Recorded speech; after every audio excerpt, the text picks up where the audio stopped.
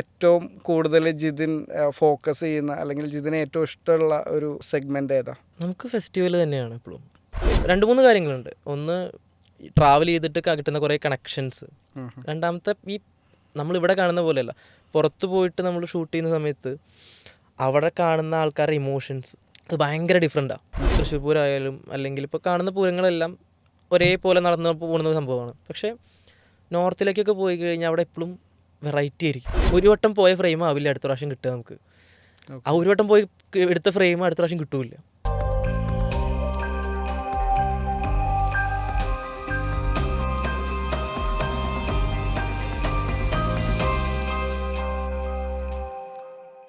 അപ്പോൾ ജിതിൻ, നമസ്കാരം. നമസ്കാരമുണ്ട്. അപ്പോൾ ഇങ്ങനൊരു പോഡ്കാസ്റ്റിന് സമയം തന്നതിൽ ഒരുപാട് താങ്ക് യു. ഓക്കെ, അപ്പോൾ ജിതിനെ കുറിച്ച് പ്രത്യേകിച്ചൊരു ഇൻട്രോയുടെ ആവശ്യമില്ല. നിക്കോണിൻ്റെ ഇന്ത്യയിലെ ഒഫീഷ്യൽ ക്രിയേറ്ററാണ്. പിന്നെ കേരളത്തിലെ അല്ലെങ്കിൽ ഇന്ത്യയിലെ തന്നെ ഒരുപാട് ഫെസ്റ്റിവൽസ് ആണെങ്കിലും ഒരുപാട് കണ്ടന്റ് യൂത്തിന് പ്രസൻറ്റ് ചെയ്യുന്ന ഒരാളാണ്. അപ്പോൾ ജിതിൻ്റെ പ്രൊഫൈൽ നോക്കുമ്പോഴേ ശരിക്കും പറഞ്ഞാൽ വേറെ ഏത് പ്രൊഫൈലിനേക്കാളും എന്നെ അട്രാക്റ്റ് ചെയ്തിട്ടുള്ളൊരു കാര്യം അതിൻ്റെ ഒരു കളറിൻ്റെ ഒരു എനർജിയാണ്. നമ്മളെപ്പോഴും ഒരു സൈക്കോളജിയിൽ പറയുന്ന ഒരു സംഗതിയുണ്ട്, സയൻറ്റിഫിക്കലി വയലറ്റാണ് ഏറ്റവും എനർജിയുള്ള കളറ്, പക്ഷേ സൈക്കോളജിക്കലി റെഡിനാണ് ഏറ്റവും പവറുള്ള എനർജിയുള്ള ഒരു കളറ്. അപ്പോൾ ഓൾമോസ്റ്റ് എല്ലാ ഇമേജസും അല്ലെങ്കിൽ കണ്ടന്റും ഒരു റെഡ് ബേസ്ഡ് ആയിട്ട് വളരെ എനർജറ്റിക് ആയിട്ടുള്ള ഒരു പ്രൊഫൈലാണ്. വേറെ ഏത് പ്രൊഫൈൽ നോക്കുന്നതിനേക്കാളും കാണുമ്പോൾ തന്നെ നമ്മൾ വളരെ ഒരു എനർജി ഫീൽ ചെയ്യുന്ന ഒരു അക്കൗണ്ടാണ് ജിതിൻ്റെ. അപ്പോൾ അതിൽ തന്നെ ജസ്റ്റ് സ്ക്രോൾ ഡൗൺ ചെയ്യുമ്പോൾ നമ്മൾ അട്രാക്റ്റ് ചെയ്യിക്കുന്നൊരു കാര്യം, ജിതിൻ വൈൽഡ് ലൈഫ് ചെയ്യുന്നുണ്ട്, ജിതിൻ ഫാഷൻ ചെയ്യുന്നുണ്ട്, ജിതിൻ ട്രാവൽ ചെയ്യുന്നുണ്ട്, ജിതിൻ ഓട്ടോമൊബൈൽ ചെയ്യുന്നുണ്ട്. അങ്ങനെ അണ്ടർ ദ സൺ ഏത് സബ്ജക്റ്റ് ഉണ്ടോ അതൊക്കെ ജിതിൻ ചെയ്യുന്നുണ്ട്. അപ്പോൾ ഇതിൽ ഏറ്റവും കൂടുതൽ ജിതിൻ ഫോക്കസ് ചെയ്യുന്ന അല്ലെങ്കിൽ ജിതിന് ഏറ്റവും ഇഷ്ടമുള്ള ഒരു സെഗ്മെന്റ് ഏതാ? നമുക്ക് ഫെസ്റ്റിവൽ തന്നെയാണ് എപ്പോഴും. അത് പണ്ട് മുതലേ, ഇപ്പം തൃശ്ശൂർക്കാരനായതുകൊണ്ട് മാത്രമല്ല, പക്ഷേ പൂരങ്ങളും ഉത്സവങ്ങളും നടന്നിട്ട് പണ്ടൊക്കെ തുടങ്ങുന്നത് തന്നെ ഈ പൂരങ്ങൾക്ക് പോയിട്ടും ആനയുടെ പടമെടുക്കാനും അല്ലെങ്കിൽ ആ ഒരു ഗോൾഡൻ ഹവറിൽ വരുന്ന കുറേ വിഷ്വൽസ്, ഇതൊക്കെ ആ ഫ്രെയിംസും കാര്യങ്ങളൊക്കെ നമ്മൾ എടുത്ത് നടന്നിട്ട് ശീലിച്ചതും അങ്ങനത്തെ ഒരു ഫീൽഡായ കാരണം തന്നെ നമുക്ക് ഫെസ്റ്റിവൽ ഫോട്ടോഗ്രാഫിയോടാണ് ഒന്നും കൂടിയും ഇഷ്ടം. അതായത് 2-3 കാര്യങ്ങളുണ്ട്. ഒന്ന്, ട്രാവൽ ചെയ്തിട്ട് കിട്ടുന്ന കുറേ കണക്ഷൻസ്. രണ്ടാമത്തെ, ഈ നമ്മളിവിടെ കാണുന്ന പോലെയല്ല, പുറത്ത് പോയിട്ട് നമ്മൾ ഷൂട്ട് ചെയ്യുന്ന സമയത്ത് അവിടെ കാണുന്ന ആൾക്കാരുടെ ഇമോഷൻസ് അത് ഭയങ്കര ഡിഫറെൻറ്റാണ്. ഇപ്പം നമ്മൾ നമ്മുടെ നാട്ടിലെ പൂരത്തിനെ കാണുന്നൊരു ഫീൽ ഉണ്ടല്ലോ, അതിൻ്റെ 4 ഇരട്ടിയാണ് നോർത്തിൽ അവർ കാണുന്ന ഫെസ്റ്റിവൽ. കാരണം വർഷത്തിൽ ഒരു ടൈമിലും ആ ഒരു പീരീഡിൽ മാത്രമേ അവർ അങ്ങനെ ആക്റ്റീവായിട്ടും എനർജറ്റിക് ആയിട്ടും അവരുടെ ഫെസ്റ്റിവലിനെ ആഘോഷിക്കുന്നുള്ളൂ. അതുകൊണ്ട് തന്നെ നമ്മളവിടെ ചെല്ലുമ്പോൾ കൊച്ചു കുട്ടികൾ മുതൽ വലിയ വലിയ ആൾക്കാർ വരെ, പ്രായമായവർ വരെ ഭയങ്കര എൻഗേജ്ഡ് ആയിട്ട് അവരുടെ ഇമോഷൻസ് പുറത്തു വിടുന്നൊരു ടൈം പീരീഡാണ്. അതായത് അവിടെ ആര് പോയാലും ഫുൾ എനർജിയാണ് അവിടെ ആ ഒരു ടൈമിൽ. അത് കഴിഞ്ഞ് കഴിഞ്ഞൊക്കെ ഈ പറഞ്ഞ പോലെ നോർമൽ ലൈഫ് സ്റ്റൈലോട്ട് മാറി അങ്ങനെ ഒരു സംഭവം അവിടെ നടന്ന ഒരു പ്രതീതി പോലും ഉണ്ടാവില്ല. അപ്പോൾ ഇമോഷൻസാണ് കൂടുതൽ നമുക്ക് ഫെസ്റ്റിവലിനൊക്കെ പോകുമ്പോൾ കിട്ടുന്ന ആ ഒരു ഇമോഷൻസും ആ ഒരു ഹാപ്പിനെസ്സും ഒക്കെ ഉണ്ടല്ലോ, ആ ഒരു സംഭവമാണ് നമ്മളെപ്പോഴും ഫോക്കസ് ചെയ്യുന്ന ഒരു സാധനം. നമുക്ക് കിട്ടുന്നൊരു സന്തോഷം എന്ന് പറയുന്നതൊക്കെ ആ ഒരു ഇമോഷൻസും ആൾക്കാരിലുണ്ടാകുന്ന കുറേ ഇമോഷൻസ്, അവരാഘോഷിക്കുന്ന രീതികൾ. ഇപ്പോൾ നമ്മളെ പൂരങ്ങളെ കാണുന്ന പോലെ തന്നെ അവരവരുടെ ഫെസ്റ്റിവൽസിനെ ആഘോഷിക്കുന്ന ഒരു രീതി വ്യത്യാസമുണ്ട്. അതെപ്പോഴും ഭയങ്കര ഒരു എപ്പോൾ ചെന്നാലും ഡിഫറെൻ്റ് ആയിട്ട് നമുക്ക് കിട്ടും. അതായത് എപ്പോഴും സെയിം അല്ല അത്. ഇപ്പോൾ ഈ നമ്മുടെ നാട്ടിൽ പറഞ്ഞു കഴിഞ്ഞാൽ ഇപ്പോൾ തൃശ്ശൂർ പൂരമായാലും അല്ലെങ്കിൽ ഇപ്പോൾ കാണുന്ന പൂരങ്ങളെല്ലാം ഒരേപോലെ നടന്നു പോകുന്ന സംഭവമാണ്. പക്ഷേ നോർത്തിലേക്കൊക്കെ പോയി കഴിഞ്ഞാൽ അവിടെ എപ്പോഴും വെറൈറ്റി ആയിരിക്കും. ഒരു വട്ടം പോയ ഫ്രെയിം ആവില്ല അടുത്ത പ്രാവശ്യം കിട്ടുക നമുക്ക്. ആ ഒരു വട്ടം പോയി എടുത്ത ഫ്രെയിം അടുത്ത പ്രാവശ്യം കിട്ടൂല. അപ്പോൾ എന്താ വെച്ചാൽ ഇത് നമ്മൾ കണ്ടിന്യൂസ്ലി പോകണം. ഓരോ വട്ടം പോകുമ്പോഴും നമുക്ക് കിട്ടുന്ന ഓരോ ഫ്രെയിംസും ഭയങ്കര ഡിഫറെൻ്റ് ആയിരിക്കും. അത് കാരണം തന്നെ ഇപ്പം നമ്മൾ വേറൊരാളുടെ ഫോട്ടോ നോക്കിയിട്ട് പോയി കഴിഞ്ഞാൽ നമ്മൾ സാറ്റിസ്ഫൈഡ് ആവില്ല. റീക്രിയേറ്റ് ചെയ്യാന്ന് പറഞ്ഞ സംഭവം. ഇപ്പോൾ നമ്മൾ കുലസൈ ദസറ എന്ന് പറയുന്ന ഒരു ഫെസ്റ്റിവലിൽ ഞാൻ ആദ്യം കാണുന്ന ഒരു ഫോട്ടോ അവർ ഈ കടലിലേക്ക് ഇറങ്ങി നിൽക്കുന്നൊരു ഫ്രെയിമാണ്. കുറേ കൈകളൊക്കെ ആയിട്ടുള്ളൊരു രൂപം കടലിൽ ഇറങ്ങി നിൽക്കുന്നൊരു ഫ്രെയിമാണ്. പക്ഷേ ഞാൻ അവിടെ ചെല്ലുന്നത് വരെ എൻ്റെ മൈൻഡ് അതായിരുന്നു. അവിടെ ചെന്നപ്പോഴാണ് എനിക്ക് മനസ്സിലായത് ആ ഫ്രെയിം ഇനി ജന്മത്ത് കിട്ടില്ല എന്ന്. കാരണം അത് എടുത്തത് എങ്ങനെയാണെന്ന് ആർക്കും അറിയില്ല. ഇത് എടുത്തിട്ടുള്ള ഫോട്ടോഗ്രാഫർ എന്തായാലും കടലിൽ ഇറങ്ങി നിന്നിട്ട് എടുത്തിട്ടുള്ള ഫോട്ടോ ആണ്. ഇപ്പോൾ അത് ഭയങ്കര റെസ്ട്രിക്ഷൻസ് ആയി. ഇപ്പോൾ നമുക്ക് കടലിലേക്ക് ഇറങ്ങാൻ പറ്റില്ല, അങ്ങനെ കുറേ ബാരിക്കേഡ്സും കാര്യങ്ങളും വന്നു. അപ്പോൾ നമ്മൾ ഓരോ വട്ടം ചെല്ലുമ്പോഴും കിട്ടുന്നത് വേറെ വേറെ ഫ്രെയിമുകളും അല്ലെങ്കിൽ വേറെ പുതിയതായിട്ടുള്ള കാര്യങ്ങളാണ്. ജിതിൻ ഈ ചെറുപ്പം തൊട്ട് തന്നെ ഈ ഫെസ്റ്റിവൽ ഫോട്ടോഗ്രാഫി ചെയ്യാറുണ്ടോ? ഫെസ്റ്റിവൽ ഫോട്ടോഗ്രാഫി ഇപ്പോൾ ഈ പറഞ്ഞ പോലെ ചെറുപ്പം മുതലേ ചെണ്ടകൊട്ടും ആ ഒരു സംഭവത്തിൽ നമുക്ക് ക്രേസ് ഉണ്ട്. ആന, ചെണ്ടകൊട്ട്, അപ്പോൾ ഇതിനൊക്കെ പോവും. അപ്പോൾ നമ്മൾ ഈ കാണുന്ന സംഭവങ്ങളിലൊക്കെ നമുക്ക് ഫോട്ടോ എടുക്കാനുള്ള ആഗ്രഹം ഭയങ്കര ഒരു സ്റ്റോറിങ് ആണ്. അത് ചെറുപ്പത്തിലേ നമ്മൾ കണ്ടു നടന്നിരുന്ന സംഭവങ്ങളൊക്കെ ഭയങ്കര രസമുള്ള കാര്യങ്ങളാണ്. അപ്പോൾ പിന്നീട് 18 വയസ്സൊക്കെ ആവുന്ന ടൈമിലാണ് നമുക്ക് ഒരു ക്യാമറ കിട്ടുന്നത്. കൂൾ പിക്സിന്റെ ചെറിയൊരു ക്യാമറ കിട്ടുന്നത്, നിക്കോണിന്റെ തന്നെ ഒരു കൂൾ പിക്സ്. അതിൽ തുടക്കം. അപ്പോൾ അതിന്ന് പടങ്ങൾ എടുത്തു തുടങ്ങി. പിന്നെ ഈ പറഞ്ഞ പോലെ കുറേ പേര് പറയും എവിടെ ചെണ്ട കോലി കൊണ്ടാലും അവിടെ ഉണ്ടാവും, ക്യാമറയും പിടിച്ച് പോവും എന്നൊക്കെ പറയുമെങ്കിലും ഞാൻ തന്നെ പലപ്പോഴും പല ഫെസ്റ്റിവൽസും അറിയുന്നത് ജിതിന്റെ സ്റ്റോറിന്നാണ്. നമ്മൾ ഇതാണ് ഇങ്ങനെ ഉള്ള ഒരു ഓട്ടാണ് സംഭവം. പൂരത്തിനോടുള്ള ആഗ്രഹം കൊണ്ട് പോകുന്നതാണെങ്കിലും പക്ഷെ അതിൽ നിന്ന് കിട്ടുന്ന കുറേ സന്തോഷങ്ങളുണ്ട്, ഈ ഫ്രെയിമുകളും. പിന്നെ അതിലങ്ങനെ ഫോട്ടോഗ്രാഫി ഒരു പാഷൻ ആയതുകൊണ്ട് ജിതിൻ്റെ തന്നെ പല സ്റ്റോറീസും ഇപ്പോൾ പ്രത്യേകിച്ചും എനിക്ക് ഇപ്പോഴും മനസ്സിൽ നിൽക്കുന്ന ചില സ്റ്റോറീസാണ്. പെരുവനം പൂരത്തിന് ജിതിൻ ആ ക്രൗഡിൻ്റെ കൂടെ നിന്ന് താളം പിടിക്കുന്ന. അപ്പോൾ ശരിക്കും പറഞ്ഞാൽ എനിക്ക് തോന്നുന്നു ജിതിൻ അത് പോകുന്നതിൻ്റെ ഒരു 2-3 ദിവസം മുന്നേ നമ്മളിങ്ങനെ ഫോണിൽ സംസാരിച്ചപ്പോൾ ഇങ്ങനെ പറഞ്ഞിരുന്നു, ഇനിയിപ്പോൾ തിരക്കല്ലേ, ഇനി മറ്റേ പെരുവനം കിടക്കുന്നു, ആറാട്ടുപുഴ, അങ്ങനെ കുറേ പൂരങ്ങളുടെ പേര് പറഞ്ഞു. ദൈവമേ, അപ്പം ഞാനാണെങ്കിൽ വർക്ക്ഷോപ്പും കാര്യങ്ങളൊക്കെ ആയിട്ട് നല്ല ഓട്ടത്തില്ല. ദൈവമേ, ഇത് ഒരു ദിവസമെങ്കിലും ഒന്ന് പോകാൻ പറ്റിയിരുന്നെങ്കിൽ എന്ന് ഭയങ്കരമായിട്ട് ആഗ്രഹിച്ചിട്ടുണ്ട്. എന്നിട്ട് പക്ഷെ പോകാൻ പറ്റിയില്ല എനിക്ക്. പെരുവനം ഞാനൊക്കെ എനിക്ക് ഒരു 10 വർഷമൊക്കെ മുന്നേ പോയി കണ്ടിട്ടുള്ളൂ, അതിന് ശേഷം ഞാൻ പോയിട്ടില്ല. അപ്പോൾ പക്ഷേ നമുക്ക് ആ ഒരു പോയതിൻ്റെ ഒരു സാറ്റിസ്ഫാക്ഷൻ എനിക്ക് കിട്ടുന്നത് ജിതിൻ്റെ സ്റ്റോറി കാണുമ്പോഴാണ്. ഭയങ്കര സന്തോഷമുണ്ടായിരുന്നു. അപ്പോൾ ഈ പൂരങ്ങൾ അല്ലെങ്കിൽ ഫെസ്റ്റിവൽസ്, നമ്മുടെ നാട്ടിലെ ഫെസ്റ്റിവൽസ് ഒരു കാലം വരെ കാര്യമായിട്ടൊന്നും ഡോക്യുമെൻ്റ് ചെയ്തിരുന്നില്ല. ഓക്കെ, ഒന്നിനും ഇത്രയും വലിയ പൂരങ്ങളോ ഫെസ്റ്റിവൽസ് എന്തായിക്കോട്ടെ, പെരുന്നാളുകളാവാം, എന്തായിക്കോട്ടെ, ഇതൊന്നും ഇവിടെ കാര്യമായിട്ട് ഡോക്യുമെൻ്റ് ചെയ്യപ്പെട്ടിരുന്നില്ല. ഈ ലാസ്റ്റ് ഒരു 5-6 വർഷത്തിനുള്ളിലാണ് ഇത്രയും രീതിയിൽ. അതെ, നിങ്ങളുടെ അടുത്ത് തന്നെയുള്ള പരിയാനപ്പറ്റ അവിടെ അത് വൈറലാവുന്നു, ആ ഒരു കണ്ടന്റ് വൈറലാവുന്നു. അതിനുശേഷമാണ് ഇത്രയും വലിയൊരു സംഭവം മാറുന്നത്. അത് നമ്മൾ ഈ വൈറലാവുന്ന സമയത്തും ഇത്രയും ഒരു ഓഡിയൻസ് ഉണ്ടായിരുന്നില്ല. ഓക്കെ, ഇതവിടെ നടക്കുന്നുണ്ട്. ഇപ്പൊ ഈ പറയുന്ന പോലെ കാലങ്ങളായിട്ട് നടക്കുന്നുണ്ട്. ഇപ്പൊ ഇന്ത്യയിൽ നടക്കുന്ന എല്ലാ പ്രോഗ്രാംസും നടക്കുന്നുണ്ട് കാലങ്ങളായിട്ട്. പക്ഷെ പുറം ലോകം അറിയുന്നില്ല. പുറം ലോകം അറിയുന്നതിൻ്റെ വേറൊരു പ്രശ്നം എന്താ വെച്ചിട്ടുണ്ടെങ്കിൽ നമ്മുടെയൊക്കെ റൂട്ട് നിൽക്കുന്നത് ഈ ഫെസ്റ്റിവൽസും ഈ പാരമ്പര്യമായിട്ടുള്ള റൂട്ട്സിലാണ് നമ്മളൊക്കെ നിൽക്കുന്നത്. അപ്പം നമുക്കറിയാം ഓരോ കൾച്ചറിനെ എങ്ങനെ അപ്രോച്ച് ചെയ്യണമെന്ന്. നമ്മൾ അങ്ങനെ അപ്രോച്ച് ചെയ്തിട്ടായിരിക്കും ഷൂട്ട് ചെയ്യുന്നുണ്ടാവുക. പക്ഷെ നമ്മുടെയൊക്കെ ക്യാമറയിൽ കാണുന്ന വിഷ്വൽസ് പുറത്തോട്ട് വിടുമ്പോൾ ഈ കാണുന്ന വിഷ്വൽസാണ് പുറം ലോകം കാണുന്നത്. അപ്പോൾ ഇവരുടെ എല്ലാവരുടെയും മൈൻഡ് സെറ്റ് എന്താ വെച്ചിട്ടുണ്ടെങ്കിൽ ഓക്കെ നമുക്കും പോയി എന്തും ചെയ്യാം എന്നുള്ളൊരു മൈൻഡ് സെറ്റിലോട്ട് പോകും. അങ്ങനെ പോകുമ്പോഴൊക്കെയാണ് കുറേ കാര്യങ്ങളിൽ ഈ റെസ്ട്രിക്ഷൻസ് വരുന്നത്. അല്ലെങ്കിൽ ഇപ്പോൾ നമ്മുടെ ഈ പൂരത്തിൻ്റെ വിളംബരം എടുക്കുന്ന സമയത്ത് തന്നെ ഇതൊരു 5-10 വർഷം മുമ്പ് നമ്മൾ എടുക്കുന്ന സമയത്ത് ഈ ക്രൗഡില്ല. രാമൻ അന്നും വന്നിട്ട് നട തുറക്കുന്നുണ്ട്, ഈ ഉത്സവം ചെയ്യുന്നുണ്ട്, എല്ലാം ഉണ്ട്. പക്ഷെ അന്നൊന്നും ഈ തിരക്കില്ല. ഇത് നമ്മൾ ഒരാൾ എടുത്തിട്ടതിന് ശേഷം അപ്പോഴാണ് കുറേ പേര് അറിയുന്നത്.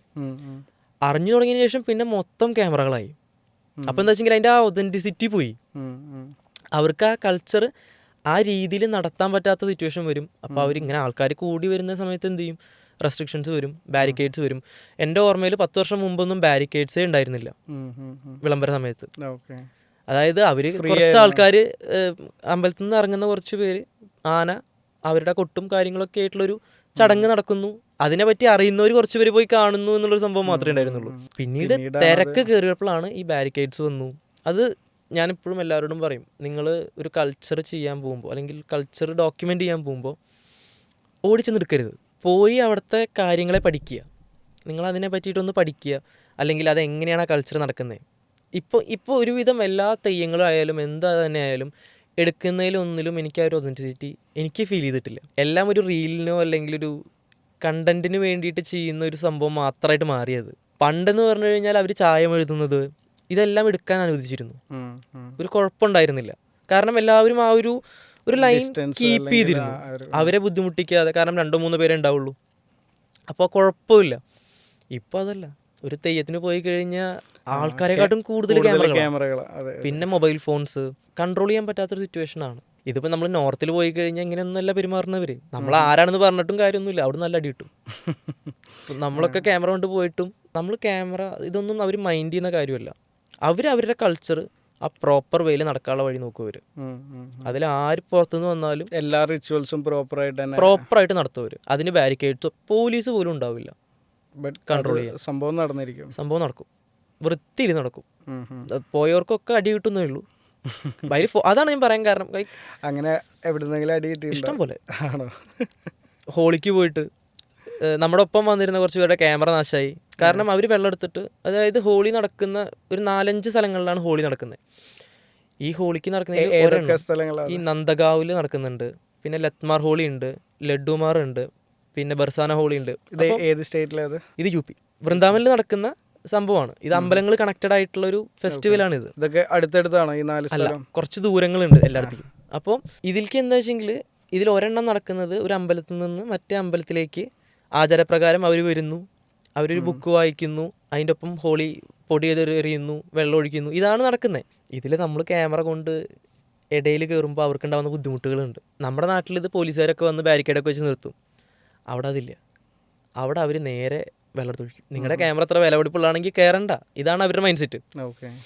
നിങ്ങൾക്ക് നിങ്ങളുടെ സാധനങ്ങൾ എത്ര വിലപിടിപ്പുള്ളതാണെങ്കിൽ നിങ്ങൾ വരണ്ട. ഇത് അവർക്ക് ഇത് ഷൂട്ട് ചെയ്യണമെന്നോ അല്ലെങ്കിൽ ഡോക്യുമെന്റ് ചെയ്യണമെന്നോ ഉള്ളൊരു യാതൊരു നിർബന്ധമില്ല. അവർക്ക് അവരുടെ കൾച്ചറാണ് വലുത്. നിങ്ങൾ ഫോട്ടോ എടുക്കുന്ന ഒന്നും അവരെ ബാധിക്കുന്ന കേസേ അല്ല. അവർ നടത്തും. കഴിഞ്ഞതിൻ്റെ മുമ്പത്തെ പ്രാവശ്യം പോയപ്പോഴാണ് വെള്ളം ക്യാമറയുടെ മുകളിൽ ഒഴിച്ച് ഡിസ്പ്ലേ പോയി ചിലരുടെ ഒറ്റടിക്കടിച്ച് പോയി. വേറെ വഴിയില്ല. നിങ്ങളിതിന് പോവുകയാണെങ്കിൽ പ്രിപ്പയർഡ് ആയിട്ട് പോകണം. ഇതെല്ലാം ഫേസ് ചെയ്യേണ്ടി വരും.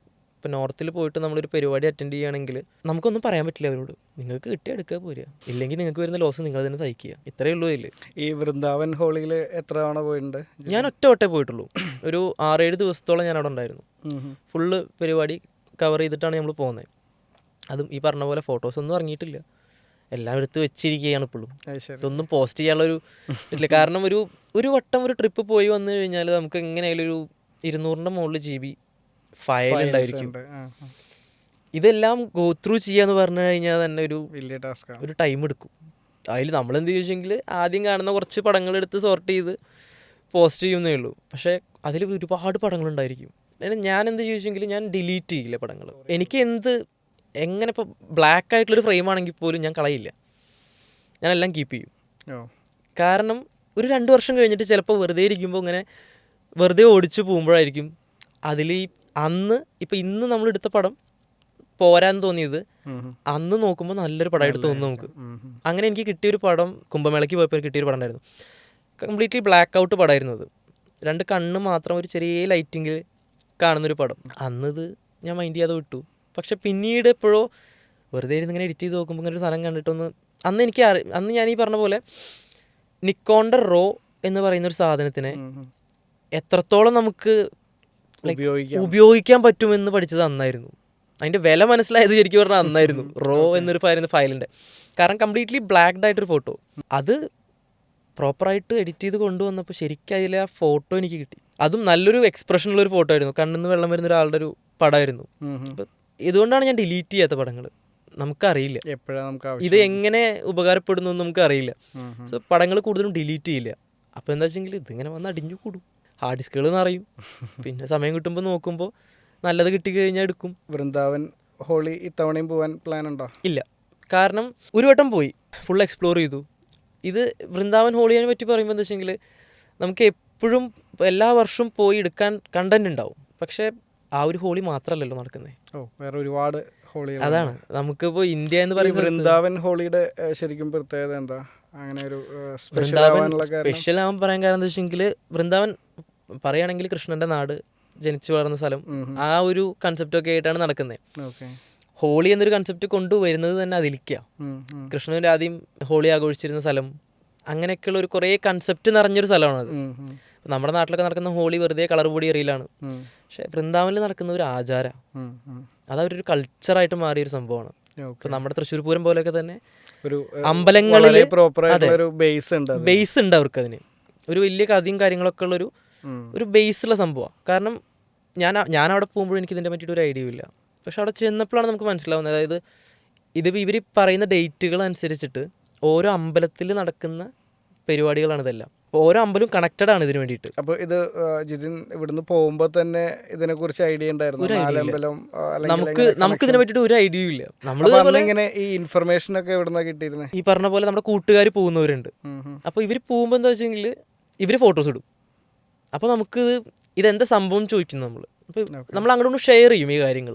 അപ്പോൾ അങ്ങനെ വന്നിട്ടുള്ള അറിവാണ് സംഭവം.